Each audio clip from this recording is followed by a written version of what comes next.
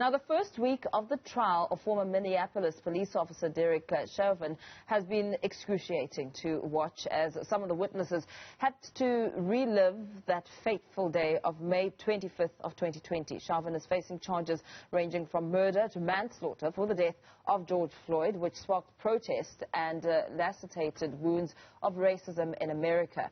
Among those taking the stand is the heavily guarded Minneapolis courtroom have been George Floyd's girlfriend and those who witnessed his arrests and fellow police officers. Testimony continued on Friday for its 10th day, with the two medical examiners discussing the cause of George Floyd's death. The Hennepin County medical examiner, Dr. Andrew Baker, who was last to testify, and said the interaction with police was just more than Mr. Floyd could take. To talk us more about the proceedings is Executive Director at the George Floyd Memorial Foundation, Jacari Harris.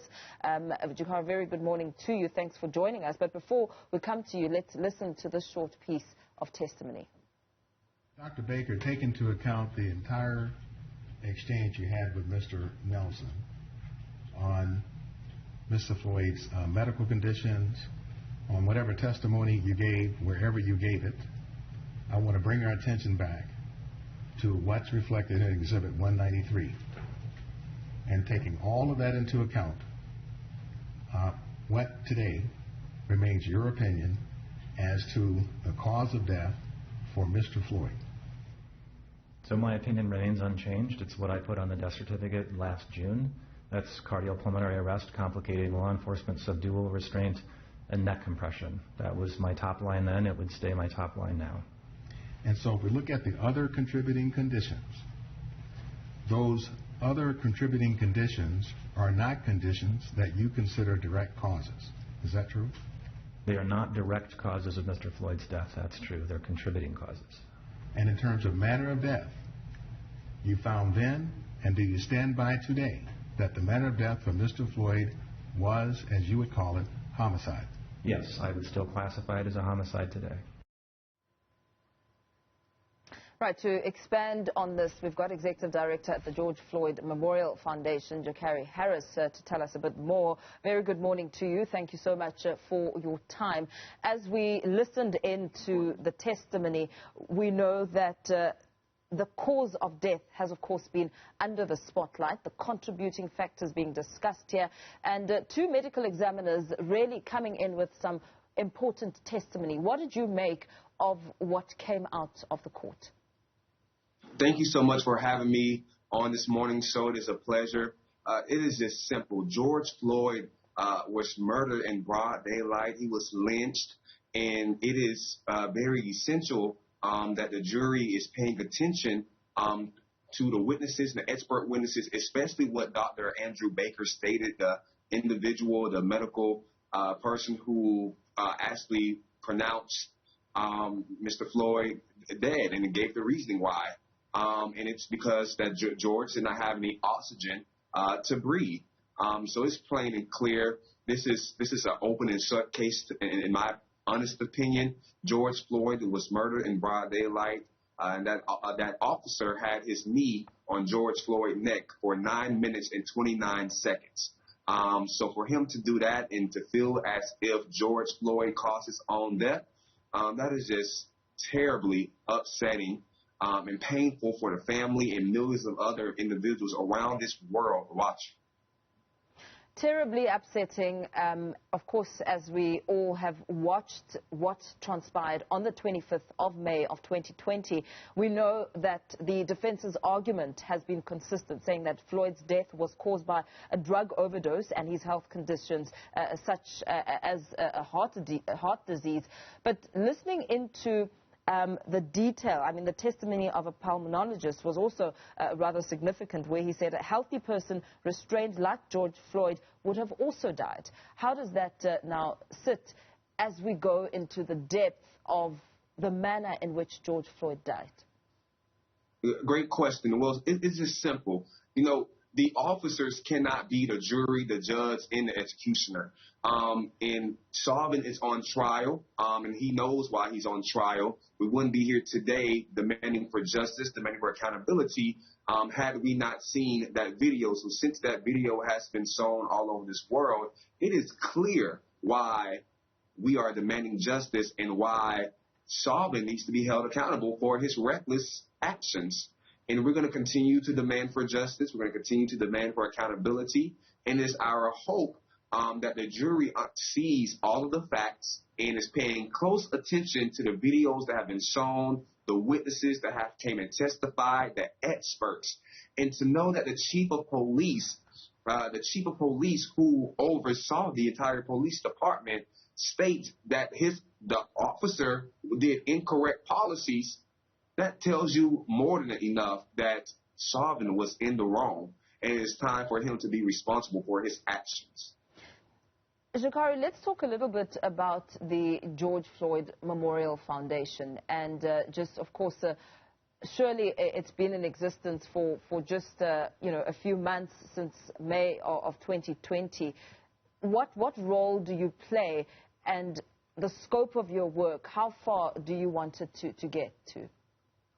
That's an amazing question. I am the executive director for the George Floyd Memorial Foundation, founded by the youngest sister of George Floyd, which is Bridget Floyd, and we are getting up each and every day, putting our boots on, doing the good work, the right work that will change lives, and that is bringing unity in the community. That is what we're about, and we are going to be promoting social justice, ensuring that all communities have resources and those essential tools that they can thrive and grow, and we are an education hub centered around equity and equality and ensuring that for years and for centuries from today that we can look back and know that change has come and made a way. Police reform is also, at the center of George Floyd's death. What work are you going to be doing in that aspect?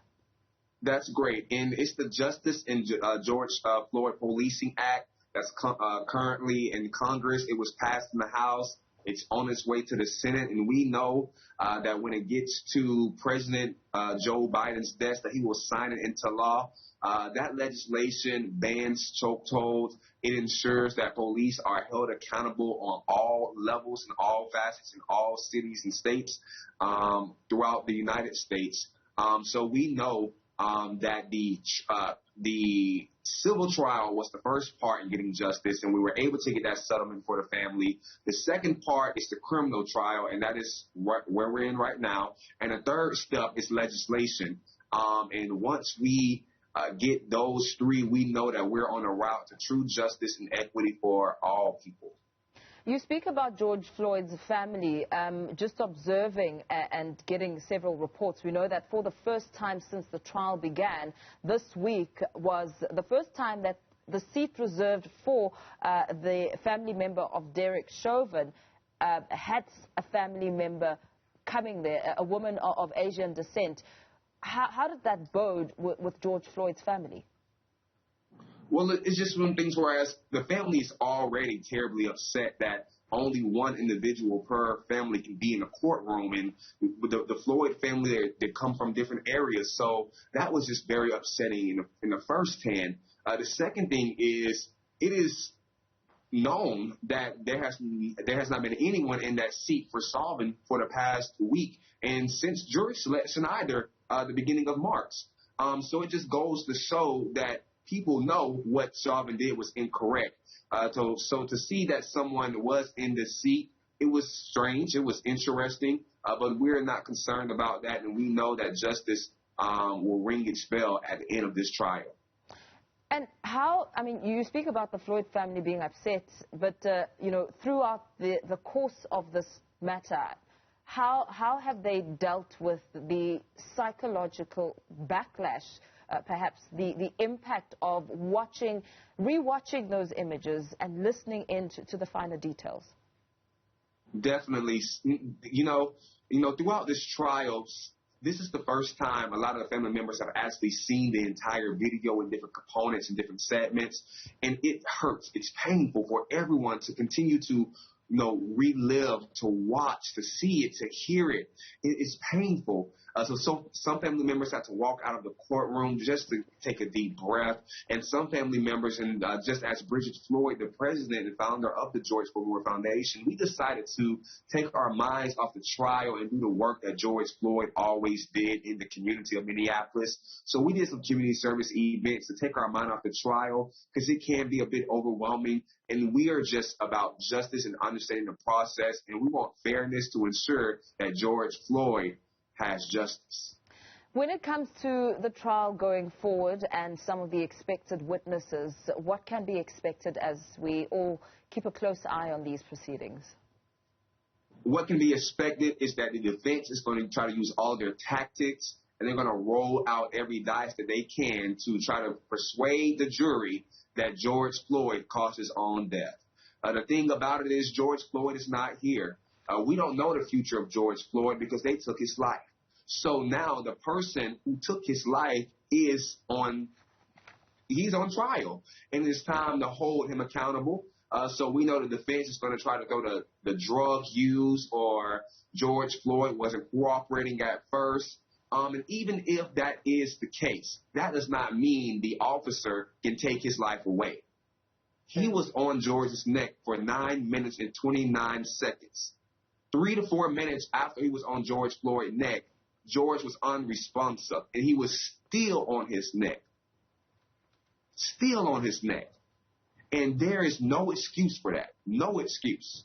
So we're going to continue to demand for justice, and we look forward to the verdict that we know that will be in the favor of George Floyd.